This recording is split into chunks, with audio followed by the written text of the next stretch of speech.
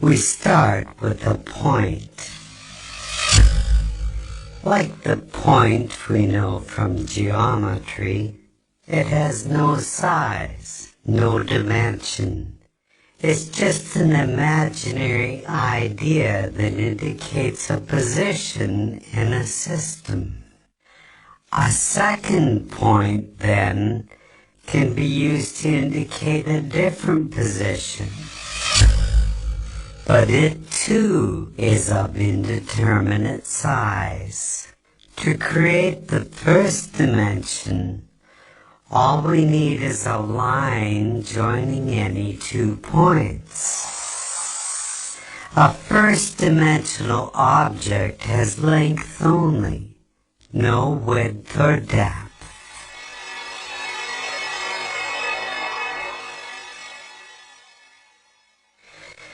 If we now take our first-dimensional line and draw a second line crossing the first, we've entered the second dimension.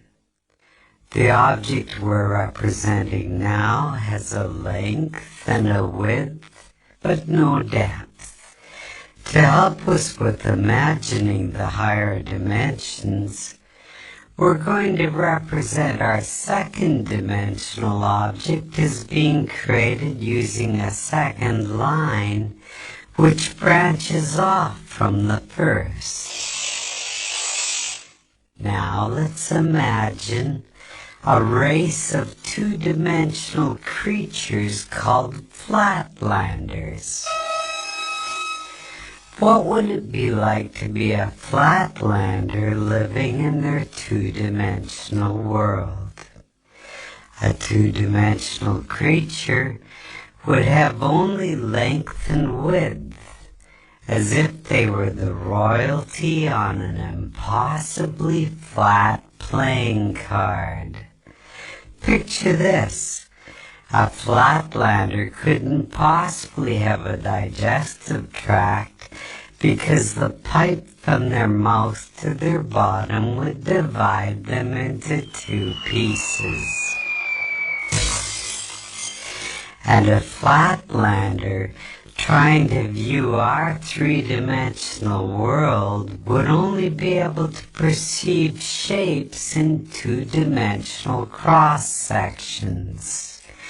A balloon, for instance, would start as a tiny dot, become a hollow circle which inexplicably grows to a certain size, then shrinks back to a dot before popping out of existence. And we 3-dimensional human beings would seem very strange indeed to a flatlander.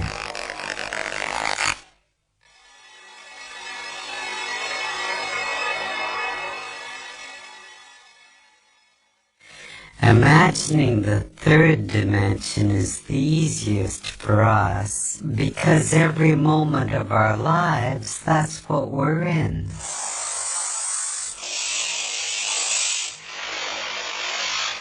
A 3-dimensional object has length, width, and height. But here's another way to describe the third dimension. If we imagine an ant walking across a newspaper which is lying on a table, we can pretend that the ant is a flatlander, walking along on a flat 2-dimensional newspaper world. If that paper is now folded in the middle, we create a way for our flatlander ant to magically disappear from one position in his 2-dimensional world and be instantly transported to another. We can imagine that we did this by taking a 2-dimensional object and folding it through the dimension above, which is our third dimension. Once again, it'll be more convenient for us as we imagine the higher dimensions if we can think of the third dimension in this way. The third dimension is what you fold through to jump from one point to another in the dimension below.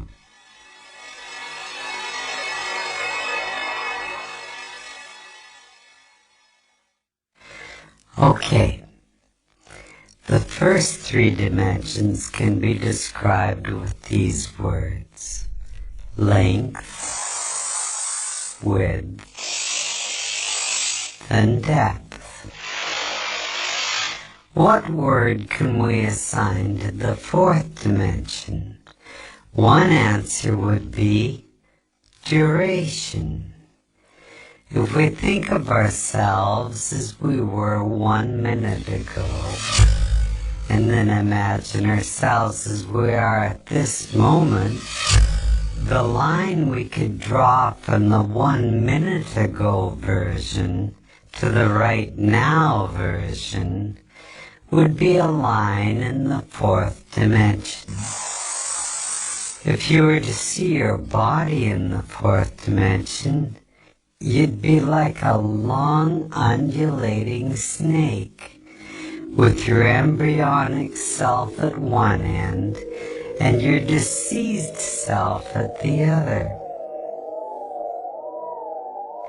But because we live from moment to moment in the third dimension, we're like our second dimensional flatlanders.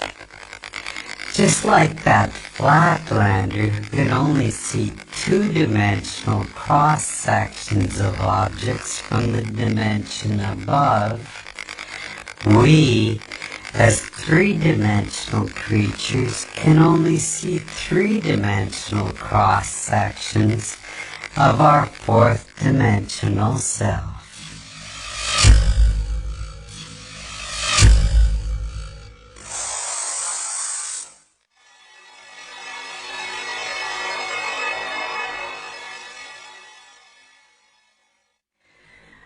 One of the most intriguing aspects of there being one dimension stacked on another is that down here in the dimensions below we can be unaware of our motion in the dimensions above. Here's a simple example. If we make a Mobius strip, take a long strip of paper, add one twist to it and tape the ends together, and draw a line down the length of it, our line will eventually be on both sides of the paper before it meets back with itself. It appears, somewhat amazingly, that the strip has only one side, so it must be a representation of a two-dimensional object.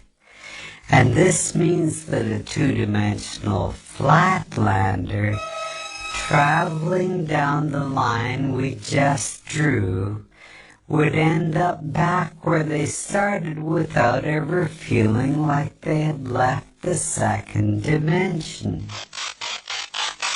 In reality, they would be looping and twisting in the third dimension, even though to them it felt like they were traveling in a straight line.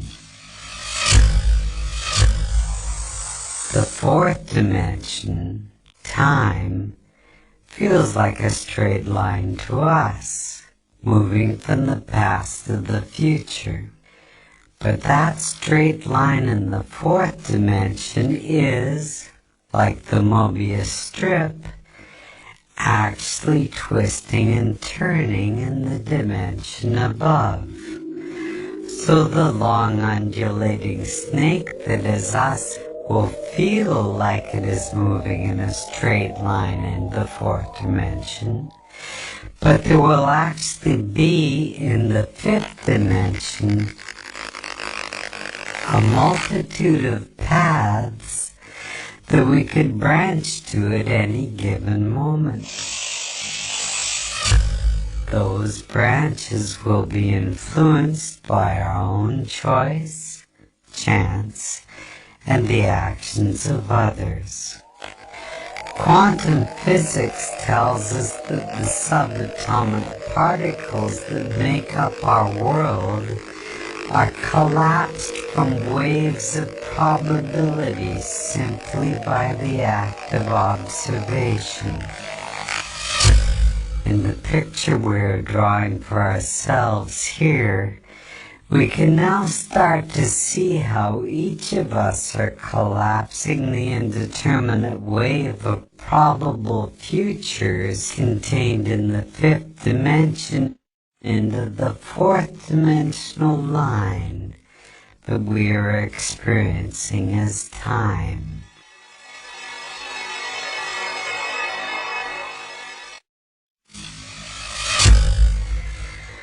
What if you wanted to go back into your own childhood and visit yourself? We can imagine folding the fourth dimension through the fifth, jumping back through time and space to get there. But what if you wanted to get to the world where, for example, you had created a great invention as a child that by now had made you famous and rich? We can imagine our fourth dimensional selves branching out from our current moment into the fifth dimension. But no matter where you go from here, the great child inventor timeline is not one of the available options in your current version of time. You can't get there from here, no matter how much choice, chance, and the actions of others become involved. There are only two ways you could get to that world. One would be to travel back in time, somehow trigger the events that caused you to come up with your invention, then travel forward in the fifth dimension to see one of the possible new worlds that might have resulted. But that would be taking the long way. The shortcut we could take would involve us folding the fifth dimension through the sixth dimension, which allows us to instantly jump from our current position to a different fifth dimensional line.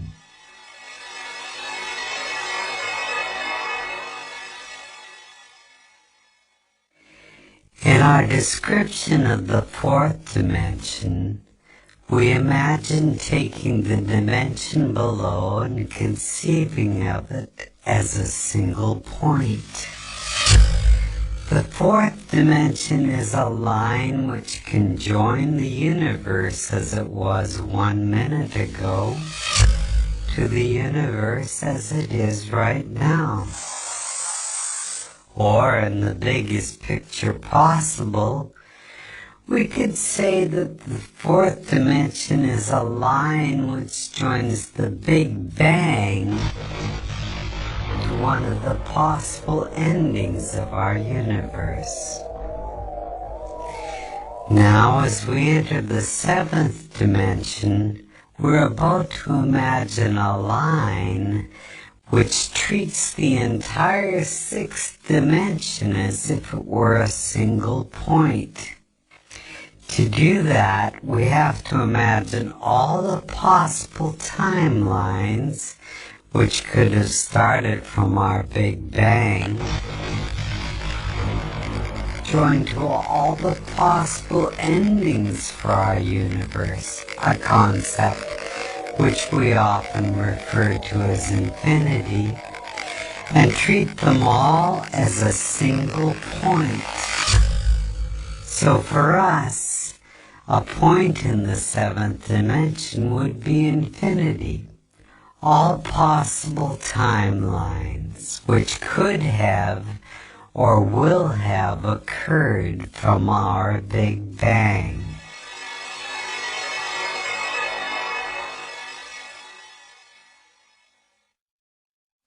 When we describe infinity as being a point in the seventh dimension, we're only imagining part of the picture.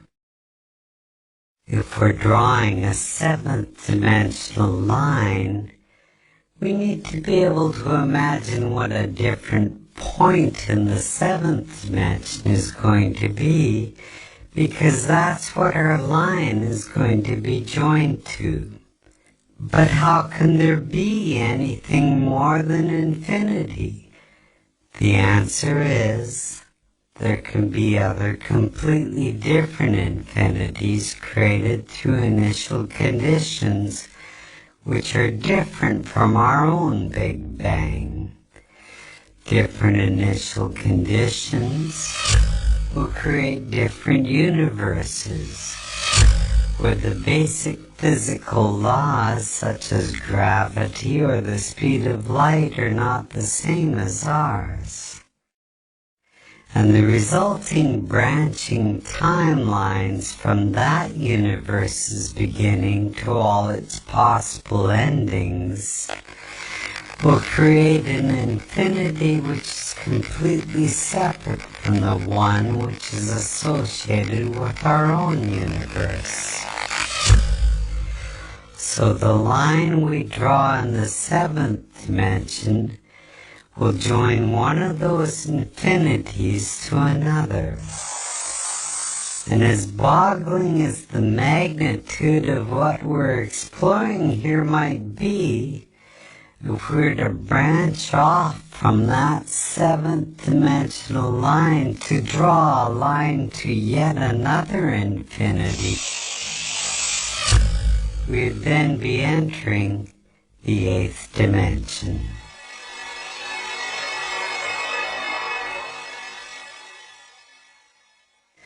As we've explored already, we can jump from one point in any dimension to another simply by folding it through the dimension above.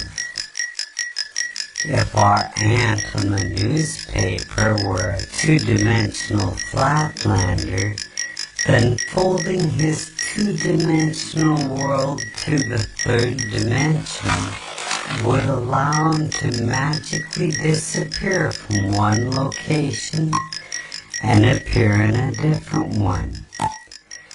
As we're now imagining the ninth dimension, the same rules would apply.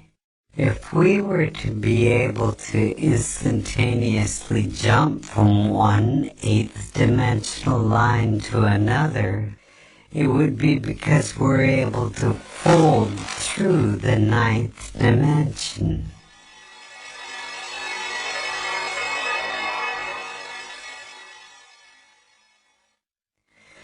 Before we discuss the first dimension, we could say that we first started out with dimension 0, which is the geometrical concept of the point. A point indicates a location in a system, and each point is of indeterminate size. The first dimension then takes two of these points and joins them with a line. When we imagined the fourth dimension, it was as if we were treating the entirety of three-dimensional space in a particular state as a single point, and drawing a fourth-dimensional line to another point, representing space as it is in a different state. We often refer to the line we have just drawn as time. Then in the 7th dimension, we treated all of the possible timelines which could be generated from our Big Bang as if this were a single point. And imagine drawing a line to a point representing all the possible timelines for a completely different universe. Now, as we enter the 10th dimension, we have to imagine all the possible branches for all the possible timelines of all the possible universes and treat that as a single point in the 10th dimension. So far, so good. But this is where we hit a roadblock. If we're going to imagine the 10th dimension as continuing the cycle and being a line, then we're going to have to imagine a different point that we can draw that line to. But there's no place left to go. By the time we have imagined all possible timelines for all possible universes as being a single point in the 10th dimension, it appears that our journey is done. In string theory, physicists tell us that superstrings vibrating in the 10th dimension are what create the subatomic particles which make up our universe, and all of the other possible universes as well. In other words, all possibilities are contained within the 10th dimension, which would appear to be the concept we have just built for ourselves, as we imagined the 10 dimensions built one upon another.